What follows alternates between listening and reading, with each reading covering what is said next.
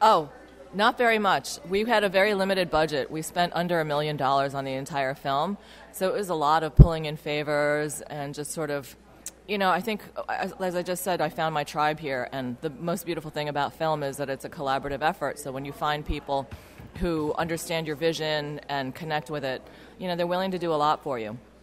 So I'm really blessed. Pei Chung did the score, and she killed it. She said every time Ron Yuan, who plays my dad, walked on screen, she started crying. So she totally got it.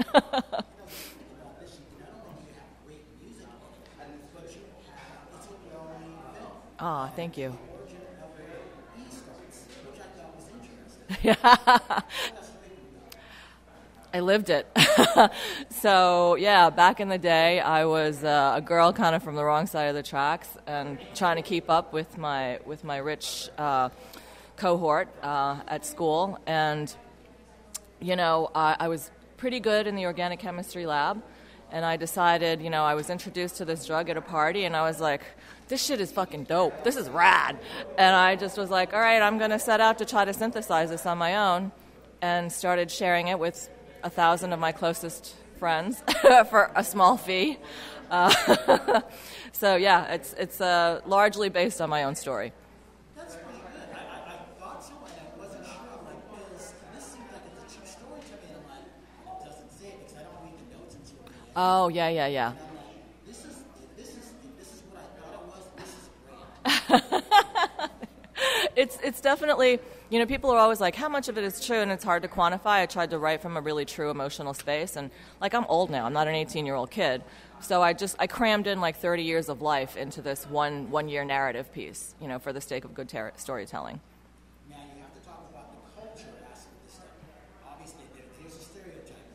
You're the Asian woman. You go to school and get the great job because you got to satisfy The model minority. Yeah. That's important. That kind of shit just it fucking eats at me because I feel like we're all very limited and we're put in this box and we can't really breathe and be who we are. And so what I really strove to do is sort of present a palette of stereotypes, the model minority, the rich white girl, the crack mom, and peel back the layers just to sort of show that there's a fundamental humanity in all of us. And it's something that I think we need to tap into. There's a definite solidarity of the human experience. And that's really what I was trying to highlight. And it flies in the face of, the model minority. I think for a long time I thought that rich white people were all perfect and their lives were perfect. And it turns out that's not the case at all. Talk about the title. How'd you get the title? Cardinal X? Well, Cardinal is the mascot of the fictionalized West Coast University. And X is ecstasy. So it was known as Cardinal X. It was known as Cardinal X back in the day. What do you want the audience to get out of seeing and understanding this story? What's most important? I think, like I said, I'd really like for people to be able to tap into their empathy. I feel like we're at a really critical kind of juncture in our development as a human species. And right now, I just feel like there's so much crazy bullshit going on. People going to war over who you voted for, and a lot of hatred and a lot of compartmentalization. People just don't have any empathy for each other. And I think that's sort of the lesson that I'm trying to impress.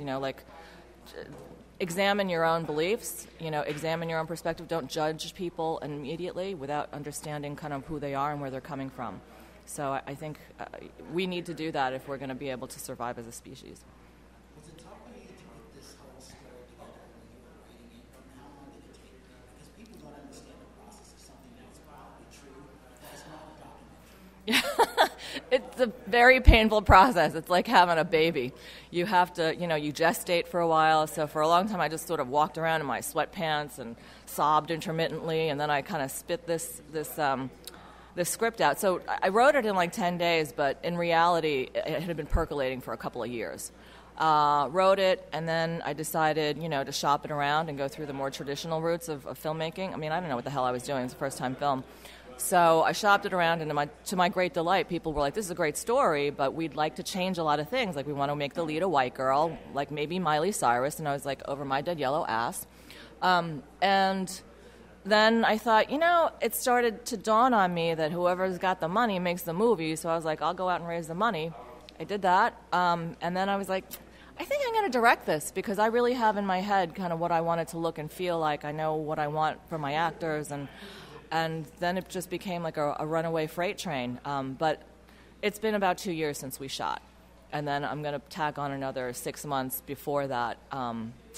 That's about the time frame that the script was written in. Talk about the directing point as the aspect of things. How tough is that as a first time director? I loved it. I loved it. I found I think out of all the different pieces, out of the writing, directing, and editing, I think I'm the strongest at directing, and I love it. I mean, it's really a great joy to be able to work with actors to sort of create a safe space for them to kind of play in the dark, and to guide them to sort of understand your vision, but then to sort of let it go and allow it to breathe through them. So the character up on screen is not necessarily exactly what I put on paper. It's through Annie Q's perspective in reality, through Francesca's perspective in reality, and it becomes really a collaborative thing. It becomes part of them too. So everyone put their heart and soul up on the screen. What's your advice for first time directors? Trust your gut. Surround yourself with really good people who you trust, because they're going to guide you. There's a lot of stuff to learn when you're making a film. You need to get sort of the right butts in the right seats. You need a great line producer. You need a great producer who'll go to war with you. Trust your gut. Don't let other people railroad. You have to hold a vision. So I think you have to be very tenacious in terms of holding the vision, but you also have to take input from people, because sometimes they're going to tell you something that actually rings true and is much better than what you originally conceived. So it's a collaborative effort. I think that's the most important takeaway. It's like you're there with a team. It's not just you. Talk about the raising of the money. How long is that process? Because it's important, because people think they can pick up the camera and write something, and that's not how necessary. No, it's not. It's funny because I feel like with any sort of big project, you're going to have one piece that's that's the most challenging, or where you stumble a lot. For me, the fundraising wasn't as difficult as some of the other aspects, because I came from the Valley. I had a bunch of rich friends. I had like a network to tap into. But I think that it is not that easy to raise money, especially for films, because generally speaking, you're not going to recoup your money. Like all my investors are like, we know we're not going to get our money back. So, I think what you really have to do is be creative, and sometimes it is a huge, huge haul. If you're doing like an online sourcing kind of thing, crowdfunding, it's a lot of work. It's a lot of work, but you have to love it or you're not going to finish. Give us your social media contacts. I can be found. My handle is Jade Girl's Mom on Twitter. We also have Cardinal X, the movie, on Twitter. We're on Facebook, Cardinal X, the movie, and I'm Angie Wang on Facebook. Last question. Talk about being the director of L.A.Pan Asian Film Festival. I love it. It's amazing. I found such a great audience here, and people have been so receptive and super supportive. And I think a lot of us are happy to see our stereotype being pushed against, and just to understand we're a lot of different types of people. We don't just eat wonton soup and do math problems. So. Social media one more time. It's Jade Girl's Mom on Twitter, Cardinal X the movie on Twitter, and I can be found on Facebook at Angie Wang, W-A-N-G, and Cardinal X is also on Facebook.